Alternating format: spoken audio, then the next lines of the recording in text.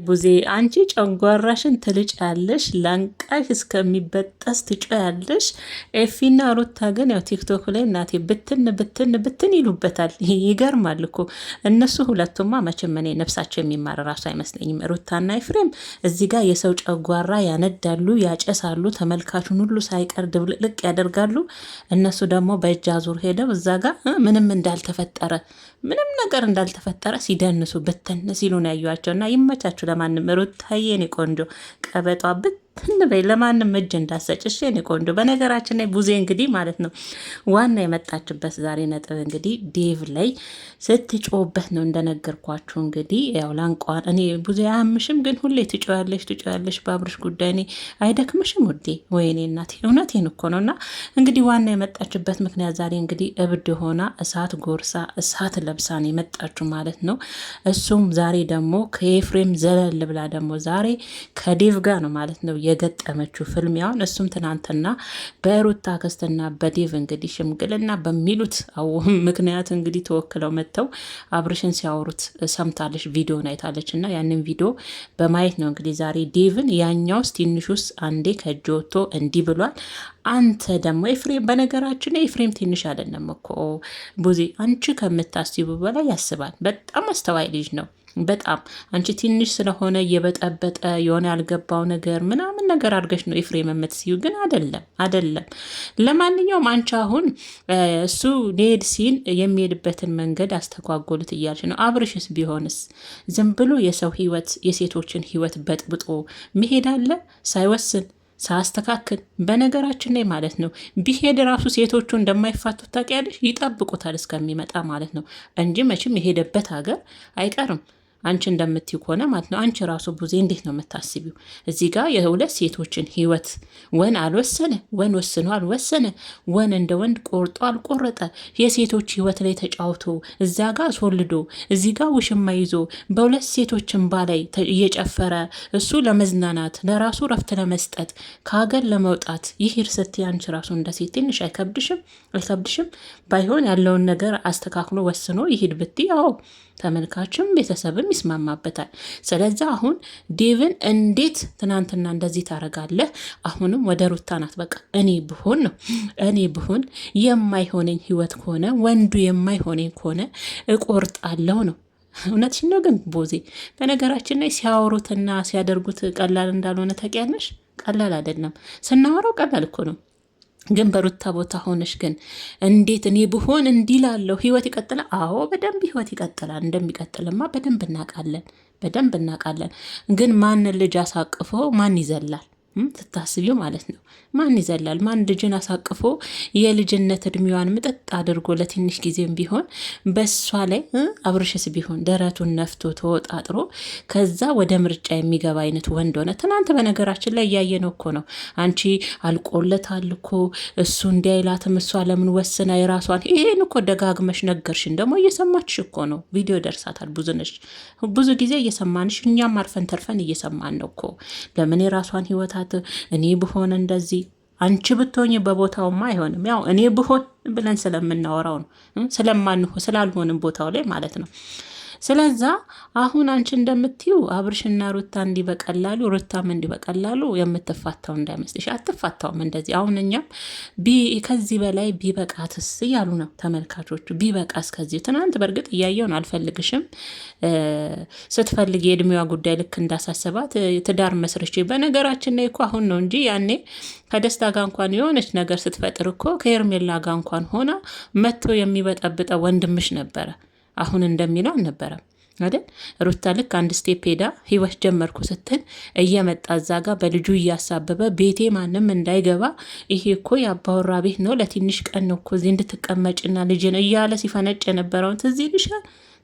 በያነው ጊዜ ቢሆን ጥሩ ነበር። አሁን አንቺ የምትናገሪው ንግግር ማለት ነው። ሲቀጥል ዴቭ የተናገረው ነገር ትክክል ነው። እነሱ ወን ተለያይተው ላይለያዩ ተመልካችንም እያደከሙ ነው። ስለዛ ያለው አማራጭ አብርሽና ሩታውን አንቺ እንደምትዩ ለምን እሷስ የራሷን ህይወት እንደምትዩ እሱም የራሱን ህይወት ይኑር እንደምትዩ እንዲሁ በቀላሉ የሚለያዩ ልጆች አይደሉም። ብዙ ተሳስተሻል። አብርሽና ሩታ እንደዚህ የተጨቃጨቁ ጊዜያቸውን ይገላሉ። ከዚህ ሁሉ ደግሞ የዴቭ ሀሳብ መቼም ያው ዴቭን አሁን ማመን መቼም ለኔ ይከብደኛል። ሰው ማመን ቀብሮ ነው ብላለች ቀበሮና። አሁን ላይ ዴቭን የእውነት ከልቡ ነው ግን ለሩታ አዝኖ ነው ወይንስ ደግሞ ይሄ ነገር ተቋጭቶ ስለማይቋጭ አንድ ቦታ ይን እሷ ምን ትላለች? አሁን ከሚገዳደሉ ወጣቶች ናቸው የሆነ ነገር ማላቸው ላይ ከሚፈጠር መለያየት መፍትሄ ነው ትላለች። ለምን ይገዳደላሉ? በምን ሁኔታ ምን ተፈጥሮ? እኔ እንደውም ወንድምና ወንድም እንደውም ከሚገዳደሉ ስትሉ ትገርሙኛላችሁ። ይሄና ነፍስ እስከመጠፋፋት ደረጃ ምን አመጣው? ምን አመጣው? በቤተሰብ ውስጥ መቼም ጭቅጭቅም መጋጨትም ያለ ነው። ግን እናንተ በዚህ ልከፍ አድርጋችሁ የምትስሉት ነገር ለምንድን ነው? እስከ መገዳደል። መገዳደል ቀላል ነው እንዴ? ቀላል እንዴ? ቡዜ ማለት ነው። ሲቀጥል ዴቭ ያለው ትክክል ነው። በቃ እነዚህ ልጆች የእውነት ቤተሰቦች ተለያይተው ማይለያዩም። ሩታና አብርሽ ትናንትና እኮ በስስታዊ አስተያየቱን አይታችኋል። እኔ እንደው ማለት ነው የኔ ምርጦች የኔ ቅመሞች ማለት ነው የሩታዬ እህቶች በእውነት ይመቻችሁ። እኔ እንዴት አድርጋችሁ አብርሽ ላይ አይናችሁን እንደምትተክሉ አላቅምና በኋላ ላይ ነው ምትክዬ አይተሸዋል። ግን አስተያየቱን ስትሉኝ በኋላ መለስ ብዬ ራሱ የፖስተትኩት ተምኔል ላይ ሳይ እውነትም አብርሽ በቆረጣ ማለት ነው የፍቅር አስተያየት እኮ ነው። አብርሽ እኮ በነገራችን ላይ ቂጡ እስከሚቃጠል ነው ሩታ የሚወዳት ይመስላችኋል? አንዳንዶቻቸውን አይዋጥላቸውም። ያምርሻል ምኞት ብቻ ትላላችሁ። ኧረ አይምሰላችሁ ውዶች፣ እየተው እኔ እንደ አንድ ቀን ጉድ እንዳያረጋችሁ ይሄ ልጅ እንዲህ የደገፋችሁት አብርሽ ሩታ የሚናገረውና ልቡ አብርሽ ራሱ አንድ አይደለም እኮ። ምላሱ ላይ ሌላ ነው፣ አይኑ ግን የፍቅር ሰለምለም እያለ በፍቅር ነው ሚያት። ታዲያ የሰው እንደው ፍቅር እስከ ውስጥ የሩታ ፍቅር ሙጥጥ ብሎ ወጥቶለት አክትሞለታል ብላችሁ ታስባላችሁ? ምርጦች እሷን ሲያ ምንድን ነው አይኑ ሁሉ እኮ የፍቅር ነው። በቃ ስለምለምለም ፍቅር የሚያጫውተው ለምንድን ነው በዚህ ልክ ማለት ነው? እና ለእኔ አይመስለኝም ውዶችዬ ማለት ነው እኮ ደግሞ ማለት ነው። ቡዜ እንደሚመስለኝ ከሆነ አብርሽና ሩታ ተለያይተው እንዲለያዩ ትፈልጊያለሽ አይደል? እንዲለያዩ ትፈልጊያለሽ እንጂ ከዚህ በፊት እኮ ወደ ቤተሰብ ጋር እንዳልሄደ ነበረ የነገርሽን። ዛሬ ግን ከዚህ በፊት ምን አዲስ ነገር አለው? ቤተሰብ ድረስ ሄዶ ነበር አልሽ። ምን ነው ባለፈ ወደ ቤተሰብ ጋር ወደ ጋሽዬ ጋም ወደ እናቴ ጋም ይሄ ነገር መድረስ የለበትም እዚሁ እኛ ከቋጨን እንቋጭ እያላችሁ ነበር እንዴ? አንቺም ዴቭም ለተመልካች ስታስተላልፎ የነበሩት ቤተሰብ ጋር እንዳልሄደን አሁን ትናንት ነው እኛ ትልልቅ ሰዎች ሽማግሌዎችና ቤተሰብ ጋር ድረስ የሄደው ትናንት ነው ብለው ሲያወሩን ነበረ እየሰማ ነው ከዴቭ አንደበት። ዛሬ ግን አንቺ ትላልቅ ሰዎችና ቤተሰብ ጋርም ጭምር ሄዶ ነበር አልሽና እንደው አንቺ እንደው ድከሚ ቢልሽ ነው እንጂ ቡዜ በዚህ ልክ ማበድ መቀወጥ እንደው ተወጃለሽ ትወጃለሽ እንጂ ሩታና አብርሽ እንደው እውነት ለመናገር እኔ እንደው ተለያይተዋል ያለሽ እንጂ ልብ ለልብ የተለያዩም አይመስለኝም የምር።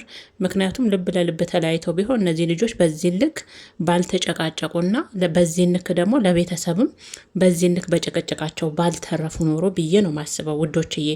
እና ለማንኛውም እንግዲህ ቡዜ ዴቭ ላይ እንደ እብድ ነው ስትሆንበት ያየሁት ማለት ነው። ለምን ነው በቃ አንተም እንደ ሄፍሬም ተገልብጠ እንዴት ሩታንና አብርሽን ድጋሜ በአዲስ መልክ ለማገናኘትና መሀላቸው ላይ አዲስ ነገር ለመፍጠር እንዴት ትጥራለ? ከዚህ በፊት ምን ያህል ጉዞ አብረን ተጉዘን ነገሮች ላይ ተነጋግረን አልነበረ?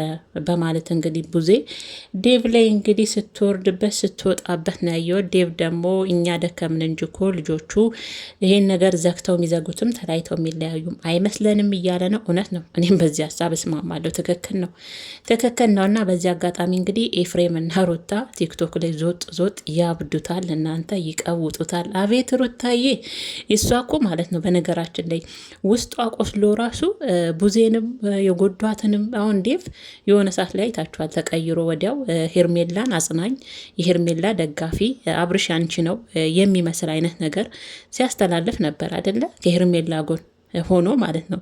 ግን ትናንትና በቃ የሆነ የሆዱን በሆዱ አድርጎ የሚባለው ነገር ምንድን ነው? ለካ ሆድ ብዙ ነገር ይችላል ይባላል። እና የሆዷን በሆዱ አድርጋ ያስከፏትንም ያስቀየሟትንም ራሱ እንዳመጣጣቸው ነው የምትቀበለው። አሁን ትናንት ዴቭን ስላየሁት ነው እንዴት አድርጋ ሰላም ብላው በቃ ምንም እንዳልተፈጠረ ነገሮችን በቃ ትታ እንደ አዲስ እኮ ነው የምትቀበላቸው። የበደሏትንም ያስቀየሟትንም ያሳዘኗትንም ሁሉንም ማለት ነው ተመሳስላ በቃ አልፋ ሁሉንም ነገር ማለት ነው። ይሄ ደግሞ ብዙ ቦታ ስትሄድ ተቀባይነት እንድታገኝ አያደርጋትም። በቃ ምክንያቱም ማስመሳይነት ነው የሚሉ ግን አይደለም። ነገሮችን በውስጧ እየቻለች ነው። ነገሮችን መተው ስለምትፈልግ ነው። በቃ ነገሮችን ትውት አድርጋ አዲስ ነገር መፍጠር ስለምፈልግ ነው ብዬ ነው የምረዳት። እና ብዙዎቹ ጋር ደግሞ ያናዳቸዋል። እንዴ ሩታ ደግሞ ዛሬ ምን አሰበች? ተለሳለሰች፣ ቆዳዋን አለሰለሰች። ስትስቅም ያናዳቸዋል። የሆነ ነገር አስባ ነው፣ የሆነ ነገርማ ከጀርባዋ አለ። ያለ ምክንያትማ ሩታ አልሳቀችም። ካማረበትም እኮ መከራ ነው። አምሮባ ሽቅርቅር ብላ ምቅ ፍክት ብላ ጨረቃ መስላም ስትመጣ እንዴት ሩታ ማረባት! እንዴት ሳቀች! የሆነ ነገርማ ቀመማ ነው አይደለ? ጠቅላላቸውን ብዙ ራሱ አታምናትም እኮ ሩታ ስቃ። አንዳንዴ ደግሞ ዝምታ መርጣ ራሱ አንዳንዴ ብዙ መናገር አትፈልግም። መድረኩን ለነሱ ትታ ራሱ አንዳንዴ ዝም ስትል በቃ አያምኗትም። ያቺ የምታለቅሰዋን ወይም ደግሞ የምትውረገረጋውን ልካቸው የምትነግራቸውን የምታጥረገርጋቸውን ሩታን ስለሚፈልጓት አንዳንዴ እሷ ደግሞ ያችን ይዛላቸው አትመጣ። አረ ያችኛዋን ሩታማ እዛው ቤት አስቀምጬ ነው የምመጣው ብላ ስለምትመጣ ያ ነገር የሚያናዳቸዋልና እኔ አሁን ቡዜ የአብርሽና የሩታ መለያየት ትፈልጊያለሽ ወይ? በዚህ ልክ አሁን ቅድም ያንቺ ሴት ልጅ ወልድሻል ወንድ ልጅ ትሉኛላችሁ፣ እኔ ልጄን ብትሆን ማይሆን ከሆነ እንድትቆርጥና ህይወት ይቀጥላል ነው አይደለም? እና ስትሆኝ እንደዛ አታደርጊም። እናቶች እኮ ሴት ልጆቻቸው ሲያገቡ ምንም ቢበደሉ ምንም ቢሆን ትዳራቸው እንዲፈርስ አይፈልጉም። የፈለጉት ነው። አንቺ እንደምትዩ ቀለል አድርገሽ አይደለም እንደ እናት እና ሴት ልጇን ከዳረች በኋላ ትዳሯ እንዲፈርስ አትፈልግም። የቻለችውን ትጥራለች። የቻለችውን ነው ምጥሪው። አንቺም ለሴት ልጅሽ ሩታውን ልጅሽ ብትሆን ከአብርሽ ጋር የማትሄጁ መንገድ የለም። በቃ አብረው እንዲቀጥሉ ህይወታቸው እንዲያምር ድሮም የታወቀ እኮ ነው። ከወንድ ቤተሰብ ይልቅ የሴት ልጅ ቤተሰብ እናት ብዙ ዋጋ ለልጇ ትከፍላለች። የልጇ ትዳር እንዳይፈርስ ማለት ነው። እንደ ወንድ ቤተሰብ አይደሉም። የእናት ቤተሰብ ትለያለች። እና አንቺም ልጅሽን አስቀምጠሽ ያው ብዙ ወቀሳና ውርወራም ስለሚመጣብሽ ለዛ መልስ ይመስለኛል። ግን አይደለም ብዙ የተሳስተሻል። የቻለሽን ሁሉ ለልጅሽ ታረጊያለሽ። በፊት አፍቅራ ወዳው የወለደችለት ልጅ እስከ መጨረሻው እንዲለያዩ ህይወት ይቀጥላል ብለሽ ለልጅሽ የምትወስኝ አይመስለኝም። ግን በእርግጥ ከበፊቱ ነው ምን አይነት ወንድ መምረጥ አለባት ልጄ ብለሽ ያንን ልታስተምሪያት ትችላለሽ። አየሽ ሩታ በፊት አጠፋቻ፣ በፊት ስህተት አደረገች። ስህተቷ ምንድነው? ያንቺን ወንድም መምረጧ በህይወቷ ትዳር ይሆናል የልጅ አባት ይሆናል ብላ እሱ መምረጧ ያስተልቅ ስህተት ነው። ምክንያቱም ያንቺ ወንድ ለትዳር የሚሆን ለምርጫ የሚሆን ወንድ አይደለም። ይቅርታ ቡዜ ማለት ነው። በእውነት ለትዳር የሚሆን አይደለም። ምርጫዋን አጠፋች በጊዜው ማለት ነው። እና እንግዲህ ቡዜ ዛሬ ዴቭ ላይ ያው እንደተለመደው እንግዲህ ትጮዋለች።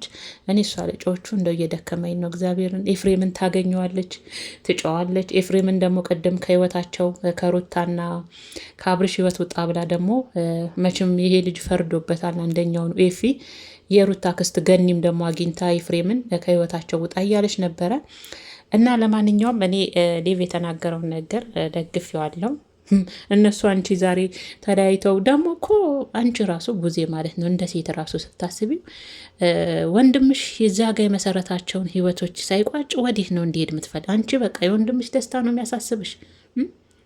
ሩታን ታያት፣ ሩታን አንዴ እንትን ብለሻታል። ግን እዛ ጋስ ለሱ ይሄን አድርጌ ለሱ እንዲህ ብዬ ፍቅሬን ዋጋ ከፍዬ በሱ ተስፋ አልቆርጥም የምትለዋና ስደግፊያት የነበረችውና ቀኝ እጇ ሆነሽ ሚስጥረኛ ሆነሽ ለአንድ ሰሞን አብረሽ